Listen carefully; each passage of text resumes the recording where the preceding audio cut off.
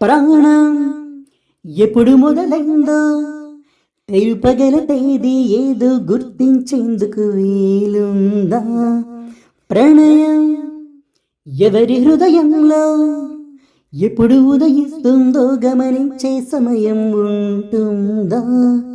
ప్రేమంటే ఏమంటే చెప్పేసే మాటుంటే ఆ మాటకు తెలిసేనా ప్రేమంటే? అది చరితలు సైతం చదవని వైనం, కవితలు సైతం పలకని భావం, సరిగమలెరుగని మధురిమ ప్రేమంటే. దరిదాటే ఉరకలు వేసే ఏ నదికైనా తెలిసిందా తనలో ఈ ఉరవడి పెంచిన తొలి చినుకేదంటే?